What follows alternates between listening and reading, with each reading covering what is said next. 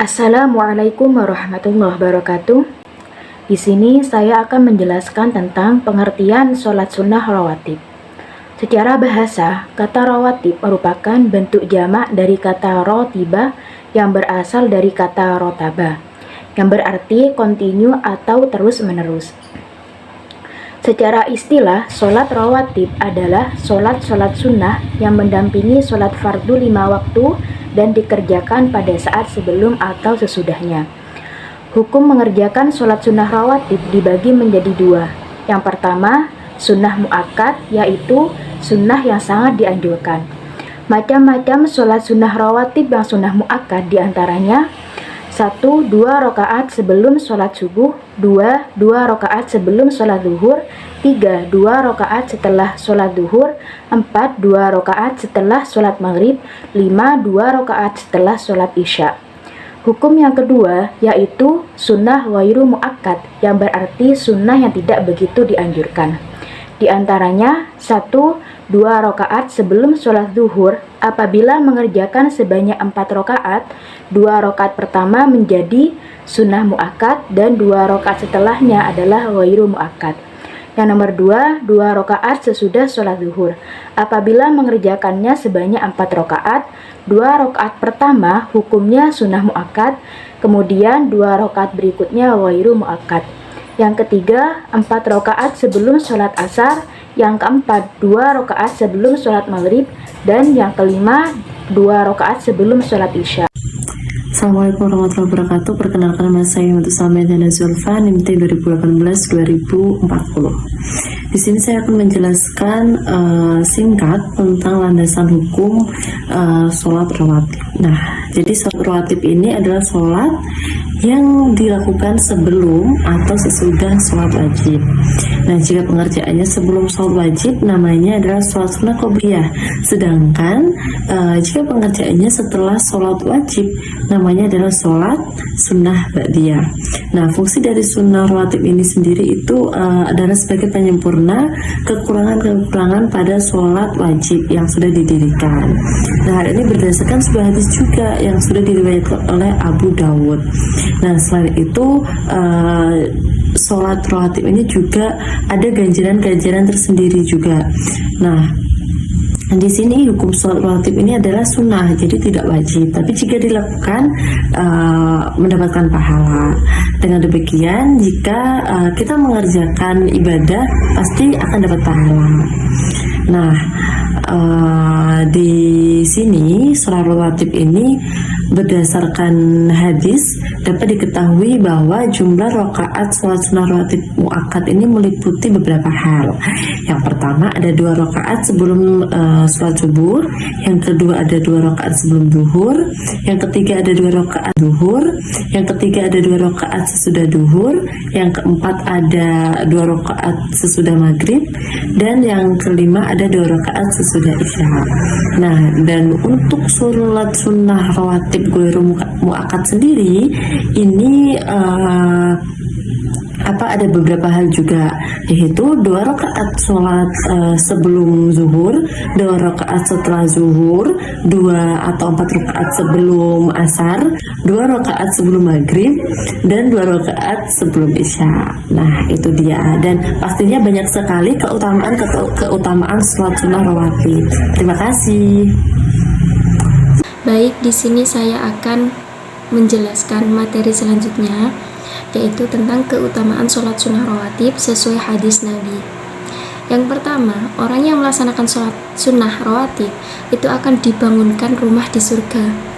Nah, keutamaan ini dijelaskan dalam hadis dari Ummu Habibah yang pernah mendengar bahwa Rasulullah Shallallahu Alaihi Wasallam bersabda, barang siapa yang mengerjakan sholat sunnah sebanyak 12 rakaat dalam sehari semalam, kelak dia akan dibangunkan untuknya sebuah rumah di surga. Nah, ke-12 rakaat itu adalah 4 rakaat sebelum sholat duhur, 2 rakaat sesudah sholat duhur, 2 rakaat sesudah sholat maghrib, 2 rakaat sesudah sholat isya, dan 2 rakaat sesudah sholat subuh. Nah, keutamaan yang kedua yaitu ditinggikan derajatnya dan dihapuskan kesalahannya. Orang yang melaksanakan sholat sunnah rawatib itu akan ditingkatkan atau diangkat derajatnya serta dihapus kesalahannya. Subban radhiyallahu anhu pernah bertanya tentang amalan yang dicintai Allah kepada Rasulullah. Kemudian Rasulullah pun menjawab, yang artinya, hendaklah engkau memperbanyak sujud kepada Allah, karena tidaklah engkau bersujud padanya dengan sekali sujud, melainkan Allah akan meninggikan satu derajatmu dan menghapuskan satu kesalahanmu. Keutamaan yang selanjutnya, yang nomor 3, diharamkan dari api neraka. Maka orang yang melaksanakan sholat sunnah rawatib, dia akan diharamkan dari api neraka atau dijauhkan dari siksa api neraka. Itu sudah dijelaskan oleh Ummu Habibah yang menuturkan bahwa Rasulullah Shallallahu Alaihi Wasallam bersabda, barang siapa yang senantiasa menjaga 4 rakaat sebelum duhur dan 4 rakaat sesudahnya, niscaya Allah akan mengharamkan dirinya dari neraka. Hadis riwayat Ahmad, Abu Dawud, Tirmizi, An-Nasa'i, dan Ibnu Majah. Subhanallah. Assalamualaikum warahmatullahi wabarakatuh. Bismillahirrahmanirrahim. Alhamdulillahirabbil alamin. Assalatu wassalamu ala asrofil anbiya wal mursalin sayyidina Muhammadin wa ala alihi washabbihi ajmain, amma ba'du. Baik, di sini saya Ali Wafa dengan NIM 202101020005. Di sini saya akan mengilustrasikan atau menyampaikan mengenai tentang keutamaan sholat sunnah rawatib. Nah, yaitu diantaranya sholat sunnah rawatib lebih baik daripada dunia dan seisinya. Pahala ini didapatkan dari keutamaan sholat sunnah rawatib qobliyah subuh.